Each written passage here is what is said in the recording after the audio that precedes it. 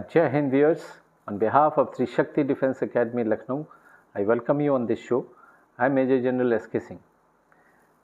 Continuing with our series of Trishakti news based on the defence, जो कि बहुत ही informative हैं for all those candidates who are defence aspirants हैं, चाहे वो रिटन के लिए अपेयर कर रहे हों, चाहे वो SSB के लिए जा रहे हों.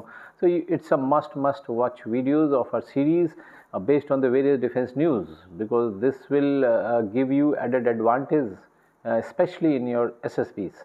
एंड प्लस बाकी आम जनता के लिए भी आपको पता होना चाहिए कि फ़ौज में और हमारे डिफेंस को रिलेट कर क्या क्या चीज़ें हो रही हैं, क्या क्या रिसर्च हो रहा है, क्या क्या चीज़ें हम प्रोक्योर कर रहे हैं और क्या कॉन्सेप्ट चल रहा है ऑफ वॉर फाइटिंग. तो इसी के लिए हमारी इस चैनल को सब्सक्राइब ज़रूर कर लीजिए एंड नोटिफिकेशन ऑन कर लीजिएगा. एंड जितने भी हमारे वीडियोज़ हैं, अगर आपको पसंद आए तो उसको लाइक करके शेयर ज़रूर कर लीजिएगा.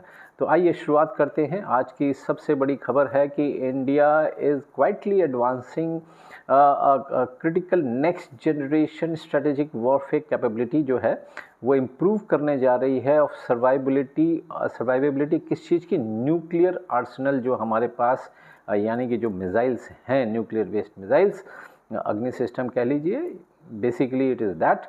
And other sophisticated ballistic missile defence system BMD network उसको जो है एनहांस करने जा रही है. एंड इसमें क्या हुआ है कि इंटरनल प्रोक्योरमेंट रिलेटेड इंफॉर्मेशन जो link to the strategic systems electronics division ये इंडिकेट करती हैं कि इंडिया जो है एक बहुत ही डेवलप्ड मिथ्या सिस्टम, एक बहुत ही advanced self powered active electronic counter measure suite है जो कि डिप्लॉय किया जाएगा जितनी भी हमारी स्ट्रेटेजिक मिसाइल्स प्लेटफॉर्म्स हैं उनके ऊपर जो है इसको माउंट किया जाएगा. और इससे होने से फ़ायदा क्या होगा? देखिए, एक तो सबसे पहली बात तो इट मार्क्स सिग्निफिकेंट शिफ्ट जहाँ तक सवाल है इंडिया की जो स्ट्रेटेजिक मिसाइल आर्किटेक्चर के ऊपर. And with the growing focus now on the missile and the payload, कितना कैपेसिटी कैरी कर सकती है, एंड तो उस पर ये बहुत ही अच्छी जो है खबर है. तो अब देखिए, मिथ्या सिस्टम है क्या? इज़ बीइंग डिज़ाइंड एज, आपको मैंने बताया कि मिसाइल पे ये फिटेड होगा. ये करेगा क्या है? It will be capable of actively disrupting, masking and spoofing all the hostile radar and missile defence tracking systems. और वो भी कब? When it is in the critical stages of the missile की फ्लाइट. तो उस टाइम ये सबको जो है एक तरीके से शील्ड कर देगा. सो अनलाइक जैसे कन्वेंशनल मिसाइल सिस्टम में क्या होता है, पैसिव पेनिट्रेशन एड कर देते हैं, जैसे डिकॉयज हैं या शैफ्ट डिस्पेंसर्स, बस यही सिस्टम अभी तक इंस्टॉल थे. लेकिन जब ये इंस्टॉल हो जाएगा, it will give the active electronic attack capability and directly into the India strategic delivery ecosystem. और खूबी की बात यह है कि ये it will be a self powered architecture. इसमें it will not be relying on the host missiles primary power system. इसका अपना ही प्राइमरी सिस्टम होगा and it is independent of that. तो ये बहुत ही अच्छी खबर है and which will enhance our strike capability of the Indian missiles. Next खबर हम लेते हैं, चाइना से आई है. The emergence of PL-16 long range air to air missile. ना ये फोर्स कर रही है और दी एयर पावर प्लानर्स को across all the especially the Asian countries जो हैं, तो उनको दोबारा से सोचने के लिए, because it is going to affect the beyond the visual firing range capability of the modern fighter aircrafts. अब चाइना जो है इसकी एंगेजमेंट रेंज जो रिपोर्ट की जा रही है वो तकरीबन 200 से 300 किलोमीटर तक की इसकी जो है रेंज होगी.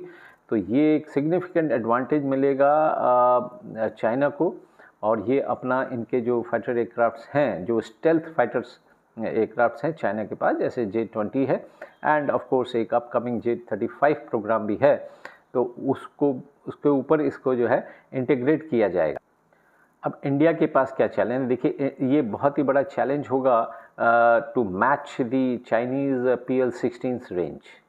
रियल क्वेश्चन जो आज कंट्री के लिए सामने है इज़ टू एक ऐसा compact next generation missile capable हमको डेवलप करनी पड़ेगी, which will be capable of carrying internally by these हमारे जो फाइटर एयरक्राफ्ट सिस्टम्स हैं, specially the advanced medium combat aircraft AMC का जो प्रोजेक्ट चल रहा है, तो वहाँ पर इसको कैसे इस पे इंस्टॉल होगा, कैसे चैलेंज कर पाएगा इस चाइनीज़ की इस modernised beyond the BVR range को, PL-16 रेंज जो है उसको मात देने के लिए।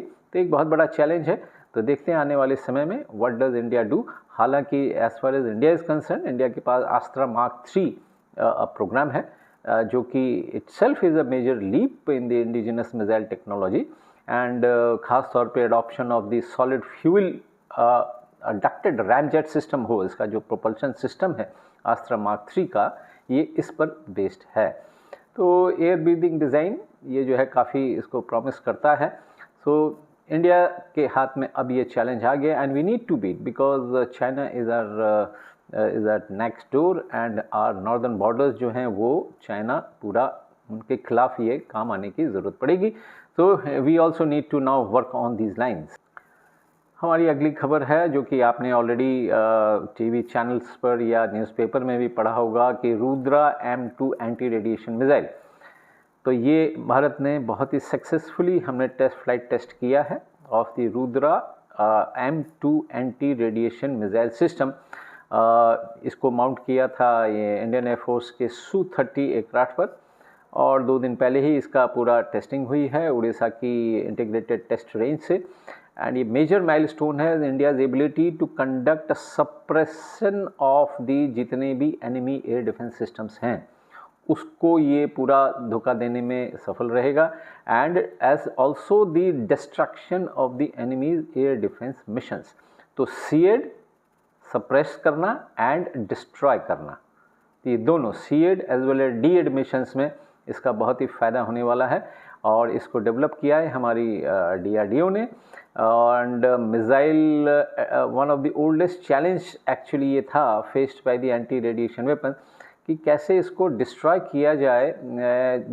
होता क्या है कि जब एनिमी की रडार किसी भी मिसाइल को डिटेक्ट कर लेती है और उसके बाद उसको लॉक ऑन करके अपने आप को स्विच ऑफ कर देती है।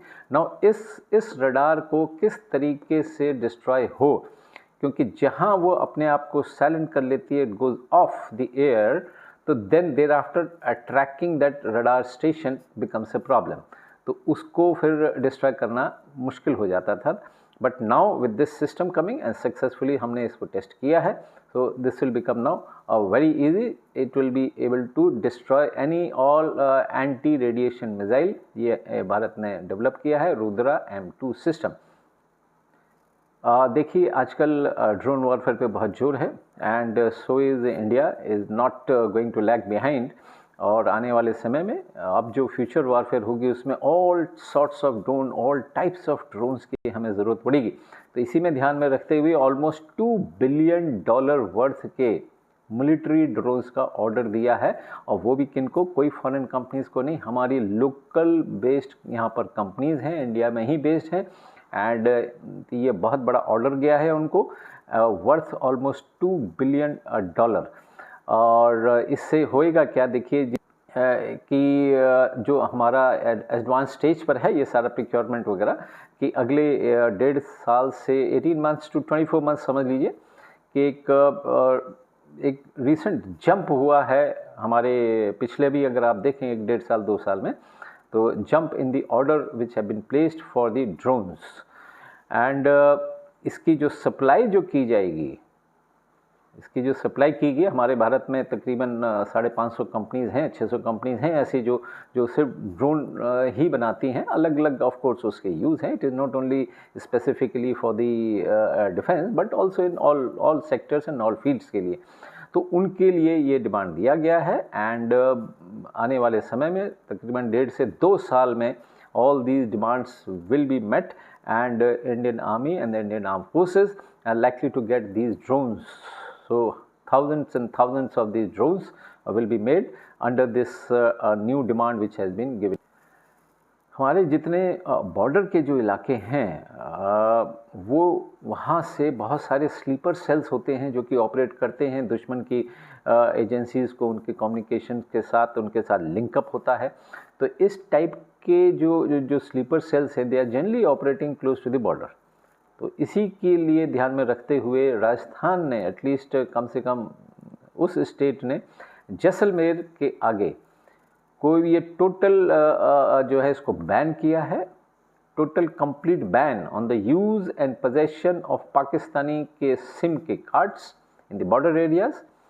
और इसका बेसिकली रीज़न है keeping the national security concerns in mind. तो ये कदम उठाया गया है, बहुत ही अच्छा कदम है, so that there is no information goes across the border जो इनके स्लीपर सेल्स हैं। तो ये बहुत अच्छा कदम है। मैं तो बोलूँगा कि ये even in Gujarat and the other Punjab में भी इस चीज़ का पालन जो है होना चाहिए। This force orders should be implemented even there also.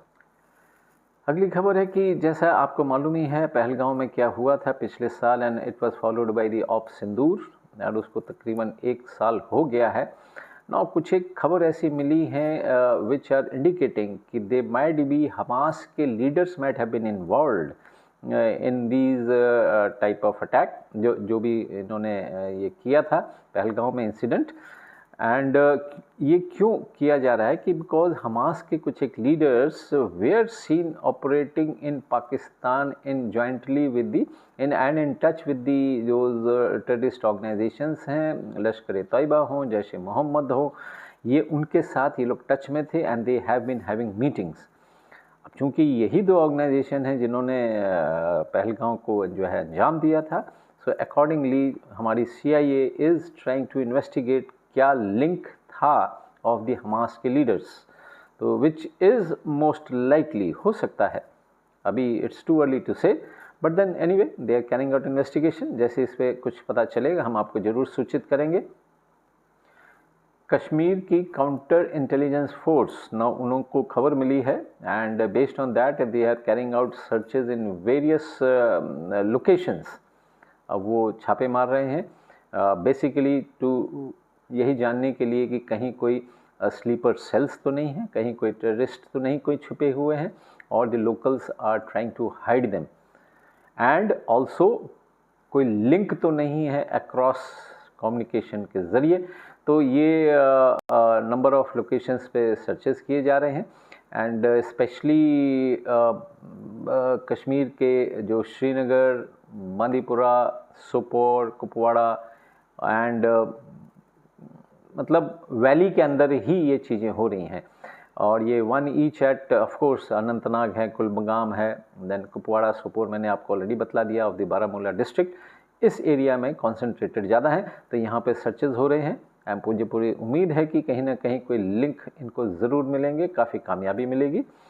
अगली खबर आती है कि हमारे जो इंडियन आर्मी के जो ड्राइवर्स हैं एंड द व्हीकल्स हैं, ख़ास तौर पे जो 3rd लाइन ट्रांसपोर्ट हैं, जो कि 7.5 टन व्हीकल में पूरा इंडक्शन होता है, साथ में जब बर्फ़ गिर जाती है एंड बर्फ़ उन रोड्स एंड ट्रैक्स के ऊपर जब आ जाती है, तो गाड़ियाँ जो हैं, जो लोडेड गाड़ियाँ होती हैं, वो दे स्टार्ट स्किडिंग।